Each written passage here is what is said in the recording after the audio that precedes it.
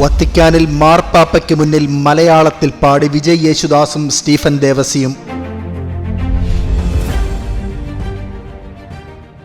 ചരിത്ര നിമിഷമാണ് വത്തിക്കാനിൽ ഉണ്ടായത്. മാർപ്പാപ്പയുടെ മുന്നിൽ മലയാള ഗാനം ആലപിച്ചിരിക്കുന്നു സ്റ്റീഫൻ ദേവസിയും വിജയ് യേശുദാസും.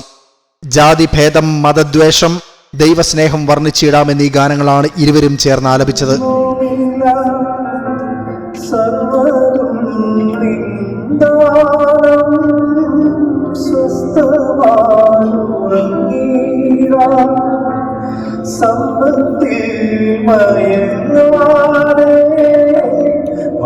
സൗഭാഗ്യം നേരായാലും നഷ്ടമായ ഫലമേടെ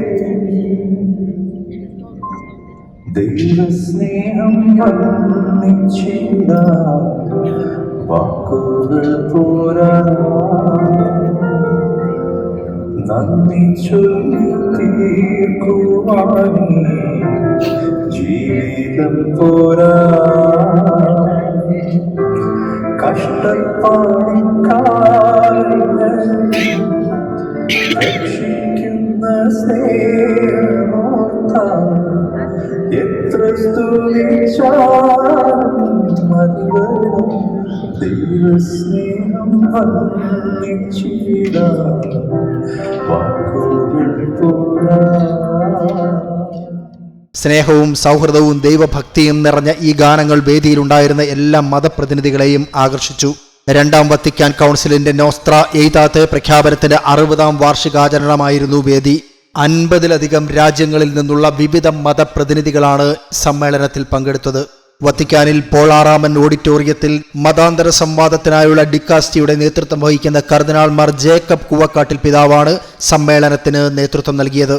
KCBC പ്രസിഡന്റ് ക്ലെമിസ് പിതാവ്, MLA ചാണ്ടി ഉമ്മനടക്കം മലയാളികളുടെ വലിയൊരു നിര തന്നെ സമ്മേളനത്തിനുണ്ടായിരുന്നു.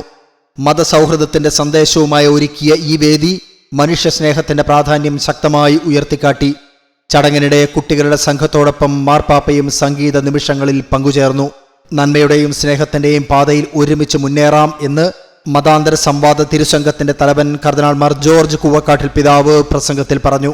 ഈ പരിപാടിയിൽ പങ്കെടുക്കാൻ സാധിച്ചതിൽ മലയാളി എന്ന നിലയിൽ അഭിമാനമുണ്ട് എന്നാണ് സ്റ്റീഫൻ ദേവസി പറഞ്ഞത്.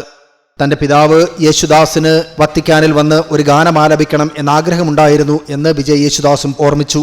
സംഗീത വിരുന്നിന്റെ ഭാഗമാകാൻ കഴിഞ്ഞതിൽ തനിക്ക് സന്തോഷമുണ്ട് എന്ന് വിജയ് യേശുദാസ് കൂട്ടിച്ചേർത്തു. സർവമത സമ്മേളനത്തിന്റെ തുടക്കത്തിൽ നടന്ന പ്രാരംഭ പ്രദക്ഷിണത്തിൽ വിവിധ രാജ്യങ്ങളിൽ നിന്നുള്ള വിവിധ സംസ്കാരങ്ങളുടെ പ്രതീകങ്ങളായ കലാവിരുന്നുകളും ഉണ്ടായിരുന്നു.